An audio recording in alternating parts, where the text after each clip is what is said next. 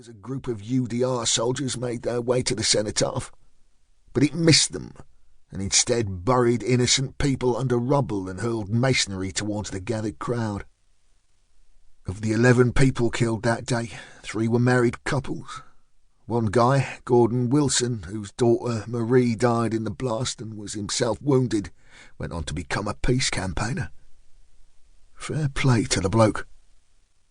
Of the seriously injured, 13 were children. We knew there had been trouble in the province the week before and expected some form of backlash. Tensions between the RUC and the Provost had been running high after the police clashed with mourners at the funeral of 2 PIRA volunteers. When a gunman fired a 3-volley salute over the coffins, the cops went in all heavy-handed and fired plastic bullets into the crowd. One of the coffins was knocked to the ground. It was a mess, but no one quite expected the level of retaliation seen at Enniskillen. Des and I had been on strip duty, part of a CT, counter-terrorism, troop of 16 blokes. The lads were split into 4 patrols. I, as a corporal, led one of them. Des was my number 2, alongside Dave, the butcher Stanley, and Frankie Green, my explosive man. We were all a similar age, between 25 and 30, and got on like a house on fire. When we weren't away or on standby, we socialised together. Des and Frankie were married, but somehow still managed a good few nights on the lash.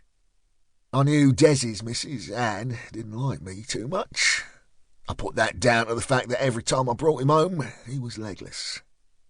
The bomb remained the talking point all week. All our team had completed at least 2 tours over the water and knew the script, but we're all getting tired of listening to the same old rhetoric on both sides.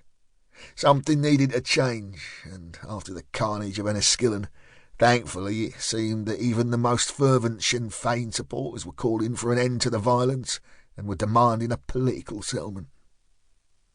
On the Friday, after the bombing, as we trudged from a killing house carrying hundreds of pounds of kit, piss wet through and freezing our tits off, we were met by one of the senior CRW trainers, Pat Evans. The Counter-Revolutionary Warfare Wing was set up in the 70s to train other squadrons in CT work. Pat was a top bloke and really knew his stuff.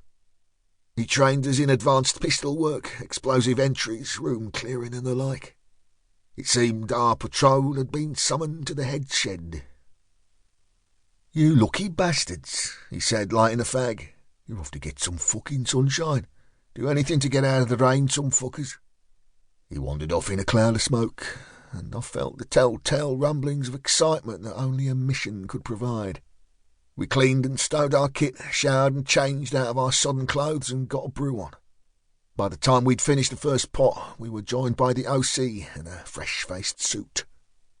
"Right, lads," said the OC, grabbing a cup for himself. "Listen up, you're off on a jolly." The suit was of a similar age to our patrol, lanky with a white blonde side-shed hairstyle.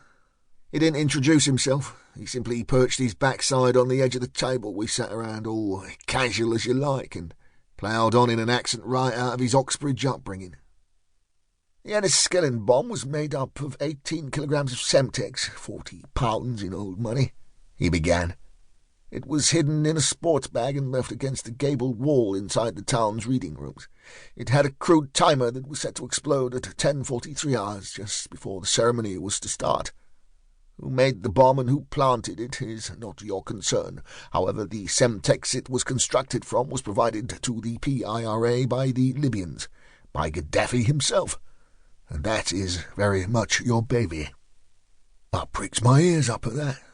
I'd never fought in the desert or against the Arabs. My old man served in Aden, the Yemen, and that hadn't ended well. The suit lifted an expensive-looking briefcase from between his feet and pulled out a sheaf of papers.